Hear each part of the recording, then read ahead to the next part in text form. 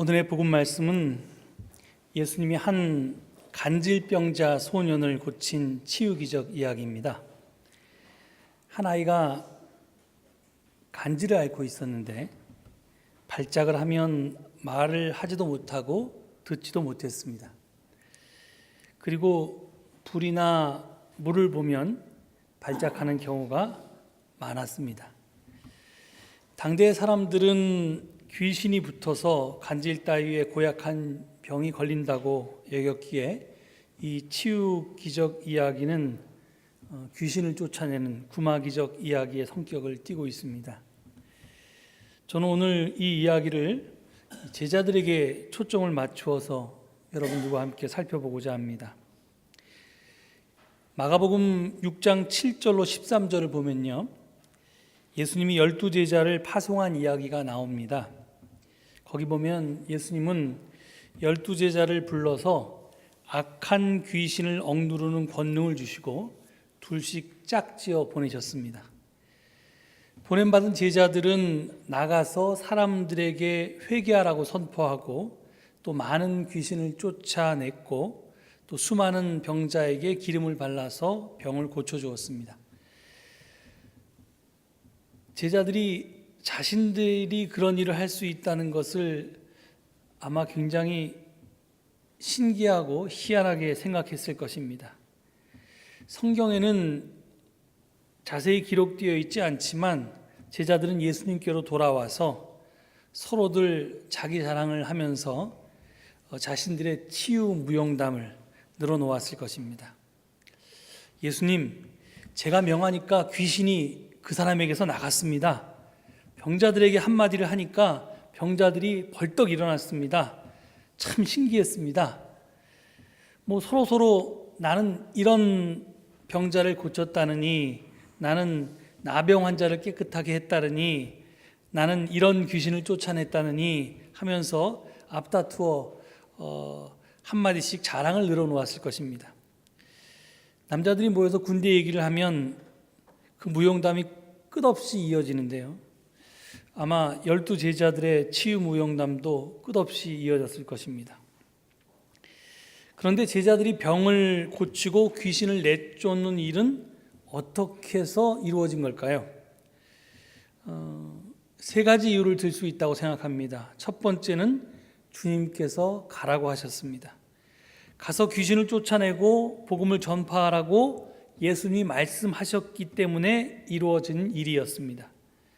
아무 때나 되는 게 아니었다는 말입니다. 두 번째로 주님이 저들을 보내셨고 저들을 쓰셨습니다. 즉 저들의 능력이 아니라 주님의 능력이 저들을 통해서 나타난 것입니다.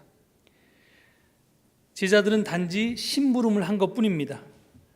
쓰임 받은 것뿐입니다. 세 번째로 제자들인 주님의 명령에 순종하는 믿음을 가졌습니다. 나가라고 하시니 나갔습니다. 자신이 없었습니다만 귀신아 물러가라 라고 말하라고 하시니 그대로 말했습니다. 저들은 주님께서 말씀하신 대로 명령하신 대로 순종했을 뿐입니다. 이렇듯 주님이 보냈고 주님이 쓰셨고 저들이 순종했기에 비로소 저들을 통해서 능력이 나타났던 것입니다. 여기서 우리가 깊이 생각해야 할 문제가 있습니다. 저들은 분명히 능력을 체험했습니다. 하나님의 놀라운 사역을 이룬 경험을 했습니다. 하지만 그렇다고 해서 저들이 능력을 행하는 자가 된 것은 아닙니다. 능력을 행하는 특별한 면허증, 라이선스를 받은 것도 아닙니다. 능력을 행하는 자, 능력자가 된 것이 아니었고 다만 하나님의 도구로 사용되었을 뿐입니다. 하나님의 능력에 고용되었을 뿐입니다. 우리가 이 점을 분명하게 알아야 합니다. 저들은 능력을 행하는 특별한 사람이 된 것이 아니었고 능력을 소유한 것도 아니었고 다만 하나님의 능력의 도구로 사용되었다 하는 것을 잊어서는 안 됩니다. 쉽게 말해서 저들은 능력의 원천, 샘이 된 것이 아니었습니다. 능력이 통과하는 파이프였던 것입니다. 그래서 하나님께서 아브라함을 축복하시는 하시면서 가라 명령하실 때도 축복의 통로가 되라 그랬지 복의 근원, 원천이 되라는 말은 사실은 좀 다른 말입니다. 하여튼 그들은 이 파이프 역할을 한 겁니다. 그런데 제자들은 자기가 능력을 소유한 것으로 착각했습니다. 그래서 큰 실수를 합니다. 바로 오늘의 복음 말씀이 이를 나타내고 있습니다. 지금 주님과 베드로와 야고보와 요한 이렇게 세 제자와 예수님이 이렇게 네 사람이 지금 변화산에 올라가 있습니다. 그러니까 지금 12제자 중에서 남아있는 제자는 9명이었죠. 이 9명의 제자가 산 밑에 마을에 있습니다. 그때 마침 귀신에 사로잡힌 어린아이를 데리고 온 아버지가 있었습니다. 선생님들, 귀신이 들려 말을 못하는 제 아들을 선생님들께 보여드리려고 데려왔습니다. 귀신이 한번 발작하면 이 아이는 땅에 뒹굴며 거품을 내뿜고 이를 갈다가 몸이 빳빳해집니다. 귀신의 발작으로 이 아이는 불 속으로 뛰어들기도 하고 물 속으로 빠지기도 했습니다. 그래서 여러 번 죽을 뻔했습니다. 선생님들 제발 자비를 베푸셔서 저희를 도와주십시오. 아이 아버지는 제자들에게 이렇게 간청했습니다. 그러자 제자들은 자신만만하게 아이를 데려와 보라고 합니다. 왜냐하면 며칠 전에 이미 그런 병자를 고쳐본 경험이 있기 때문입니다. 안드레가 그랬는지 빌립이 그랬는지 하여튼 누가 그랬는지 모르지만 누가 먼저 나섰는지는 정확히 기록되어 있지 않지만 아마도 어떤 제자가 이렇게 말했을 것입니다. 예수의 이름으로 명하노니 더러운 귀신아 이 아이에게서 나가라. 그런데 이놈의 귀신이 나가진 않습니다. 그러니까 다른 제자가 나서서 또 말합니다. 가만히 있어봐. 뭐가 잘못됐지? 나사렛이란 말이 빠져서 그런가? 나사렛 예수의 이름으로 명하노니 이 아이에게서 나가라. 이렇게 말해봐도 역시 귀신이 나가지 않습니다. 이 사람 저 사람 돌아가면서 9명이 다 해보았지만 아무도 그 아이를 고치지 못했습니다. 참으로 민망한 일이 아닐 수 없습니다. 사람들이 웅성웅성 말들을 합니다. 제자들은 못했지만 저들의 스승인 예수님은 할 수 있을까? 아니야. 제자들을 보면 스승도 알 수 있지. 그 제자의 그 스승 아니겠어? 아마 예수라는 사람도 못할 거야. 우리가 못했다고 우리 선생님까지 얕보지 마십시오. 뭐 이런 저런 이야기들로 지금 왁자지껄 와글와글 하고 있습니다. 이런 소란 속에 예수님이 변화산에서 내려오셨습니다. 그리고 묻습니다. 무슨 일로 저 사람들과 다투었느냐? 이때 아이 아버지가 나타나 자초지정을 이야기합니다. 선생님의 제자들에게 귀신을 쫓아내달라고 했으나 그들은 쫓아내지 못했습니다. 선생님께서 하실 수 있으면 우리를 불쌍히 여기시고 도와주십시오. 그때 주님께서 책망하시듯이 말씀하십니다. 할 수 있으면이 무슨 말이냐? 믿는 사람에게는 모든 일이 가능하다. 우리가 개역성경 버전으로 이 말 잘하는데요. 할 수 있으면이 무슨 말이냐? 믿는 자에게 능치 못할 일이 없다. 이런 식의 말씀을 하신 겁니다. 그때 아이 아버지가 다급한 심정으로 내가 믿습니다 라고 엉겁결에 소리를 칩니다. 그러나 자기가 생각하기에도 자기가 내뱉은 말이 자신이 없었던 모양입니다. 그래서 다른 말을 하는데요. 저의 믿음 없음, 믿지 못함을 도와주십시오. 이렇게 고백합니다. 믿습니다. 이렇게 얘기해놓고선 믿지 못함을 도와주십시오. 이렇게 얘기하니까 이 앞뒤 말이 사실 안 맞는데 그만큼 이 아이 아버지가 당황했다는 겁니다. 이제 주님께서 아이를 데려오라고 하십니다. 그리고 고쳐주십니다. 나중에 이 모든 일이 끝나고 난 다음에 제자들이 집에 들어가서 예수님께 조용히 물었습니다. 왜 저희는 귀신을 쫓아내지 못했습니까? 달리 말하면 며칠 전에는 되었는데 왜 오늘은 되지 않았습니까? 이렇게 물었던 것입니다. 예수님께서 대답하십니다. 기도하지 않고서는 그런 것을 쫓아낼 수 없다. 계속해서 너희가 하나님께 기도하지 않으면 하나님께서 너희를 통해서 역사하실 수 없다는 말입니다. 기도의 줄이 하나님께 닿아 있지 않으면 너희가 하나님의 능력의 도구로 사용될 수 없다는 뜻입니다. 간단히 말해서 기도 없이는 능력도 없다는 말입니다. 왜 기도 없이는 능력도 없을까요? 제가 언젠가 말씀드렸는데 하나님은 전기 콘센트 같은 분이시기 때문에 그렇습니다. 전기 콘센트에는 항상 전류가 흐르고 있어서 플러그를 연결시키기만 하면 방도 환하게 밝아지고 음악도 듣게 되고 텔레비전도 볼 수 있습니다. 하지만 플러그를 콘센트에 꽂지 않으면 아무리 많은 전기가 흐른다고 해도 아무 소용이 없습니다. 콘센트에 플러그를 꽂는 행위, 이것이 바로 기도 생활입니다. 우리는 기도를 해야 하나님과 연결될 수 있고 기도를 해야 하나님으로부터 힘과 에너지를 얻을 수 있는 것입니다.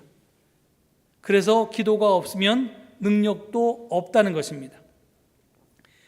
밀라노의 주교 성 암브로시오가 기도에 대해서 다음과 같이 말한 적이 있습니다. 기도는 영혼이 하늘로 날아가는 날개요, 명상은 하나님을 보는 눈이다.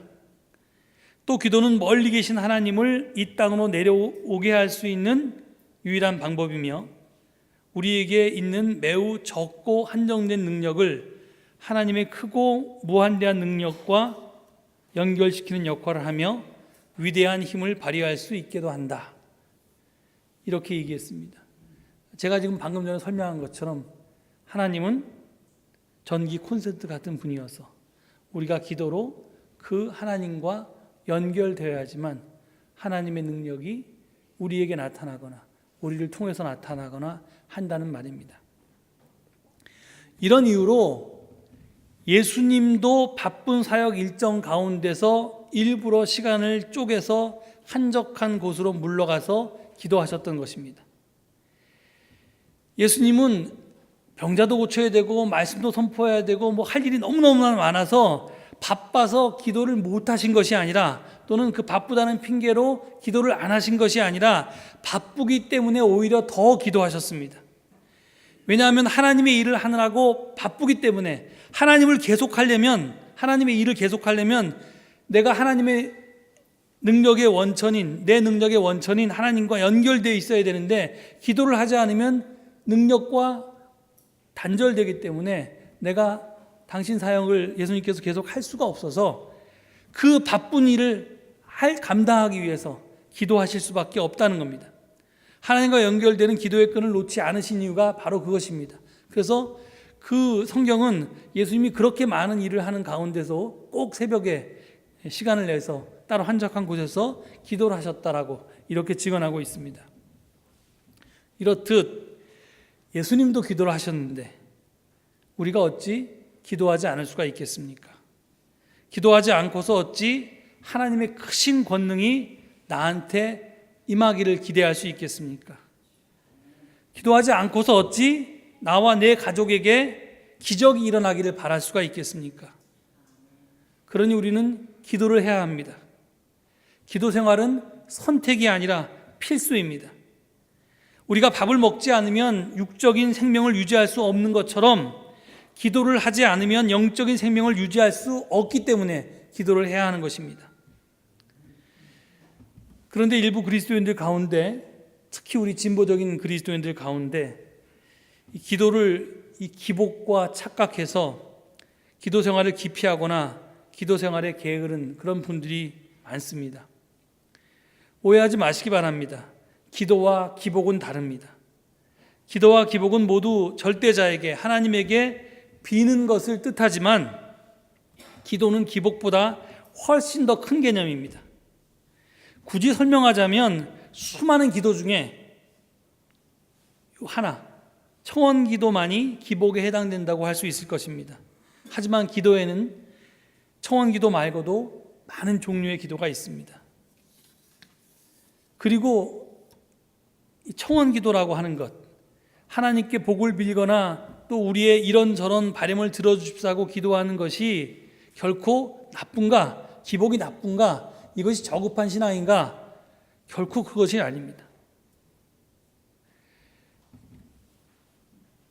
기복 신앙이 나쁘다고 이게 좀 하찮은 신앙이라고 생각하는데 사실은 제 생각에는 우리가 예수님께서 사도 바울이 교회를 이 몸과 지체라고 하는 개념으로 설명했는데요.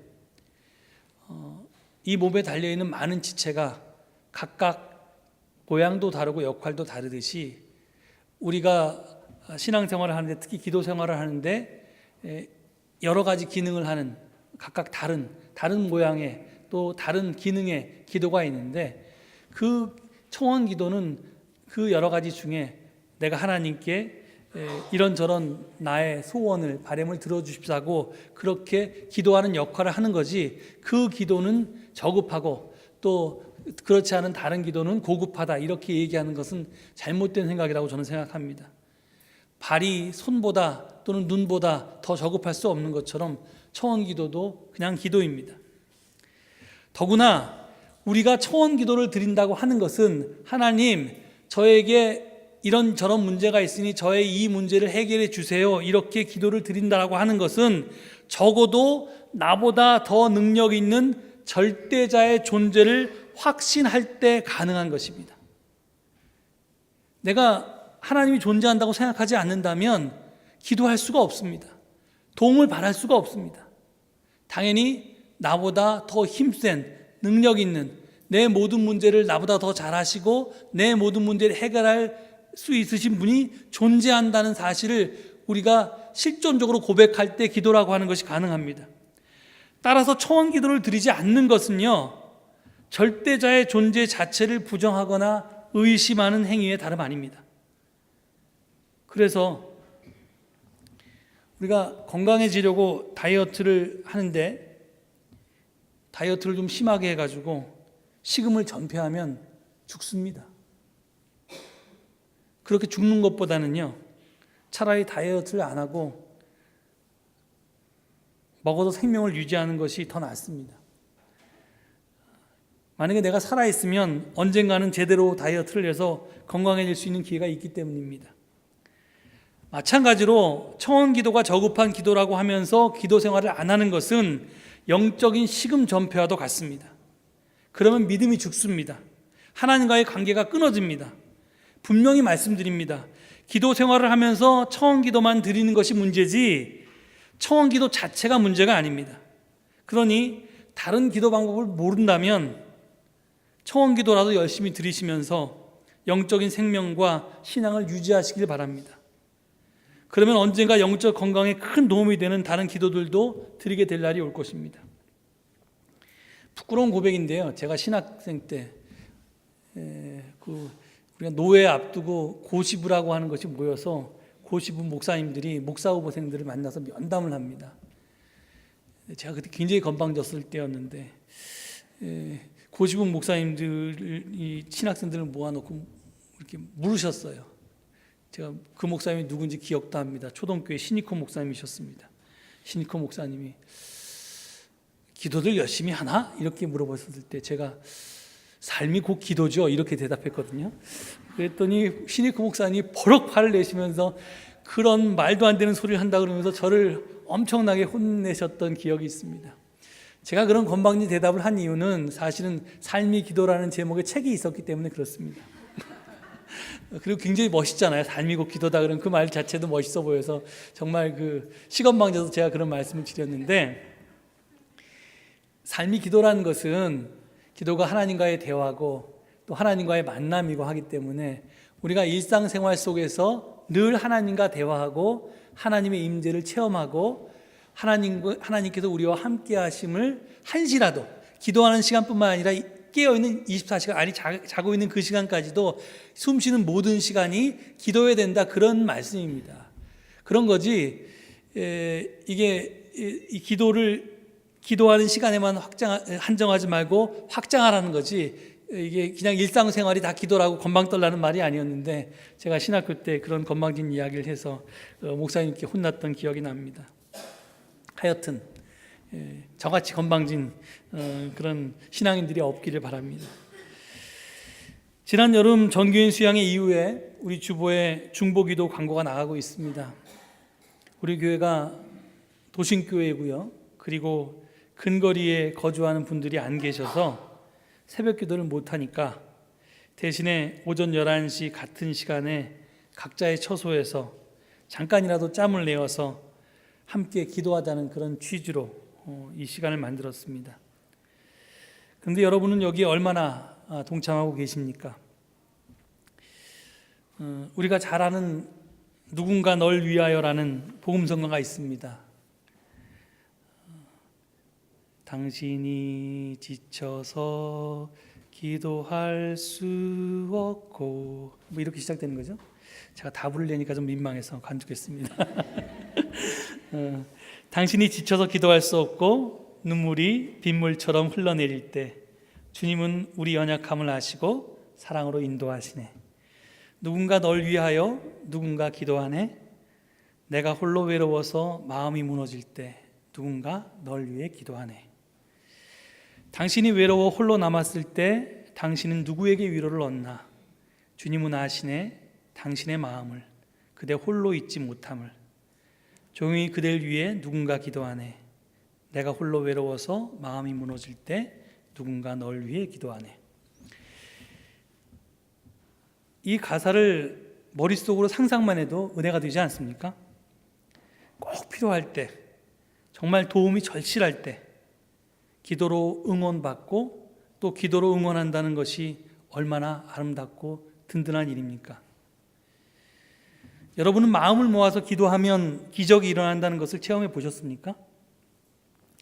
제가 미국에서 아마 제 생에서 제일 어려웠을 때가 미국에서 유학했을 때 같아요. 그때 공부하느라고도 힘들었고 또 하여튼 돈이 별로 없어서 생활하는 것도 굉장히 힘들었고 했는데 그때 하여튼 이런 체험을 특히 많이 했습니다. 이건 개인적인 이야기라서 나중에 기회가 있으면 드리도록 하고요. 제가 여기 오기 전에 일했던 명지병원에서의 경험을 좀 말씀드리고 싶습니다. 제가 명지병원 2010년 3월에 미국에서 유학을 마치고 돌아와서 원목이 되었는데요. 부임하자마자 다음 달 4월에 있었던 일입니다. 병원에는 이렇게 주일 예배 주보 사이에 중보기도 요청서라고 하는 것을 꽂아 놓습니다. 그러면 예배에 참여하는 분들이 지금 312호에 있는 우리 어머니를 위해서 기도해 주세요. 이렇게 이제 거기다 적어 놓습니다. 그러면 제가 예배 마치고 주일날이나 아니면 주중에 그 병실들을 방문해서 신방하고 기도합니다. 물론 따로 시간을 내서 기도하기도 하지만 그분들은 특별히 방문을 합니다. 근데 이 중보기도 요청서를 통해서 어떤 분이 당신 아들을 위해서 기도해 달라고 요청해서 제가 병실을 찾아갔습니다. 병실에 가보니까 23살의 청년이 누워 있었습니다. 그 청년은 일반인이 아니라 군인이었습니다. 병원 근처에 육군 벽제병원이 있는데요. 그 병원에서 못 고치는 병을 앓고 있는 그런 병사들은 가끔 큰 병원인 명지병원으로 후송되어 왔습니다. 바로 그런 경우였습니다. 이 병사의 병명은 부정맥이었습니다. 이 부정맥이 심장이 불규칙하게 뛰는 병입니다. 심장이 불규칙하게 뛰어서 내무반에서 쓰러졌고 의무대로 실려갔고 벽제 육군병원으로 실려갔고 거기서 못 고쳐서 명지병원까지 왔습니다. 명지병원 응급실에 왔을 때에는 심장이 불규칙하게 뛴 정도가 아니라 아주 멈춰버렸습니다. 그래서 응급조치를 하고 심폐소생술을 하고 중환자실에 올려보냈는데 중환자실에서 3분, 7분, 20분 이렇게 3번씩이나 심장이 멈추었습니다. 의사들은 가족들에게 이제 더 이상 가망이 없으니까 포기하라고 말했답니다. 그런데 가족들은 희망을 버리지 않았습니다. 마침 그분이 기장 송암교회 신자였는데요. 교회 연락을 해서 비상연락망을 통해서 긴급 중보기도를 교우들에게 요청했습니다. 소식을 들은 교인들이 각자의 처소에서 또 송암교회에서 그리고 조금 더 정성이 있는 분들은 한 걸음에 명지병원까지 달려와서 명지병원 예배실에서 합심해서 중보기도를 드리면서 하나님께 매달렸습니다. 그때 그 심장내과 의사 중에 한 분이 혹시 모르니까 투석이나 해봅시다 이렇게 이야기해서 투석을 했는데 그 결과 심장이 다시 뛰었고, 그래서 다시 이제 심장이 뛰면서 살아나게 되었습니다. 그런데 놀라운 건 그 다음 일입니다. 제가 아까 중환자실에서 3분, 7분, 20분 동안 심장이 멎었다고 했죠. 심장이 멈추면 당연히 뇌에 산소가 공급이 되지 않습니다. 그래서 뇌세포가 죽어서 정상적인 회복이 어렵습니다. 적어도 뇌의 어느 부분이 죽어서 뭐 운동 기능에 문제가 있다거나 인지 기능에 문제가 있다거나 하여간 이 심장 정지하기 전에 20분 동안이나 정지하기 전의 상태로 돌아올 수는 없습니다. 그런데 회복하고 난 이 청년에게 아무런 증상이 나타나지 않는 겁니다. 팔다리도 잘 움직이고요. 말을 걸어봐도 말도 멀쩡했고, 그 다음에 생각도 멀쩡했고, 기억도 멀쩡했습니다. 의학적으로 어떤 의사 선생님도 이 환자의 회복에 대해서 설명할 길이 없었습니다. 그래서 그 부모는 저를 붙들고 하나님께서 우리의 기도를 들어주셨다, 이렇게 고백했습니다. 하나님께서 기적을 일으키신 것으로 밖에는 설명할 도리가 없다는 것입니다. 그 병사는 약 한 달간 입원했다가 인공 심장기를 달고 퇴원을 했습니다. 혹시라도 다시 심장이 멈췄을 때 작동하고자 하는 것이었습니다. 이후에 그 병사가 건강히 잘 지내고 있다는 소식도 들었습니다. 여러분, 소돔과 고모라가 왜 망했습니까? 의인 10사람이 없어서 망했습니다. 바꿔 말하면 만약에 소돔과 고모라에 살았던 수많은 사람들 중에서 의인 10사람만 있었다면 그 성의 모든 사람들이 파멸을 피할 수 있었다는 말입니다. 이와 마찬가지로 기도하는 사람 10명만 있으면 그 교회는 절대로 망할 수가 없습니다. 교회를 위해서 눈물을 쏟으며 기도하는 사람 10사람만 있으면 그 교회는 바뀝니다.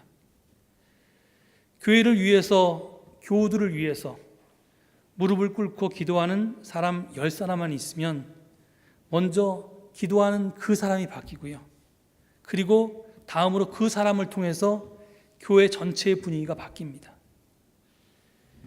기도하는 사람이, 예를 들어서 우리가 중보기도를 드려주는 사람이 있는데 매일 그 사람을 생각하면서 기도하는 사람을 주일날 교회에서 만나면 그 사람을 만나는 반가운 얼굴이, 그 따뜻한 사랑이 얼굴빛에 드러나고 악수하려고 마주잡는 손의 온기가 다릅니다.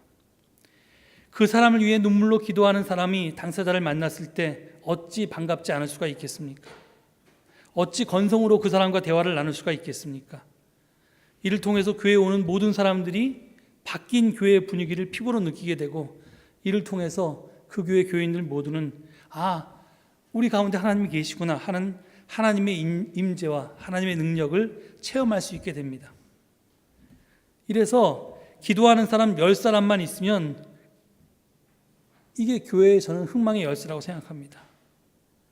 이렇듯 우리가 마음 모아서 기도할 때 하나님은 우리가 상상하지도 못한 큰 일을 행하시고 놀라운 새 역사를 이루어 가십니다. 저는 오늘 사실 여러분들 모르시겠지만 제가 늘 채택하는 교회력에 따른 성서일과표에서 본문을 좀 바꿨습니다. 성경 공부 때문에 이 본문을 읽다가 이번 주에는 꼭 이 본문으로 설교해야겠다 그래서 사실 지난주 본문이 오늘 본문보다 더 뒤에 거였는데 이 본문을 택했습니다. 그 이유는 여러분에게 같이 기도하자는 것을 권고하고 싶어서입니다. 오늘 이 시간 하나님께서는 기도하라고 우리를 초대하고 계십니다. 내 능력의 통로가 되어달라고 손을 내미시며 여러분이 그 손을 맞잡기를 간절히 바라고 계십니다. 이 거룩한 초청에 아멘으로 응답하는 우리 모두가 될 수 있기를 바랍니다. 그래서 나도 살고 남도 살리고 교회도 살리고 우리 사회도 살리는 기적을 만들어가고 그 과정에서 큰 은혜를 누리시게 되기를 간절히 축원합니다. 기도하시겠습니다. 하나님, 제자들이 기도하지 않아서 능력의 통로가 되지 못했던 것처럼 하나님은 우리를 통해서 많은 일을 하고자 하시는데 우리가 하나님께로부터 멀어져 있어서 하나님 하고자 하는 일을 못하시는 것은 아닌지 묻습니다. 저희들 그런 잘못을 범하지 않게 도와주시옵소서. 우리가 기도해서 바뀔 일도 있고 바뀌지 못할 일도 있을 것입니다. 하지만 분명한 것은 우리가 바뀔 것입니다. 고난을 해결받을 수도 있고 고난을 더 이상 고난으로 여기지 않는 자로 바뀔 수도 있습니다. 하나님, 그러니 우리 모두가 기도하는 자 되게 하옵소서. 한 사람 한 사람이 마음 모고 힘을 모아서 기도할 때 하나님의 임재를 체험하고 하나님의 능력을 체험하고 변화된 나를 발견하고 변화된 우리와 교회를 발견할 수 있을 줄 믿습니다. 이 초청에 응답하고 변화받을 수 있는 우리 모두가 될 수 있도록 은총 베풀어 주시옵소서. 감사드리며 예수 그리스도 이름 받들어 기도 올립니다. 아멘.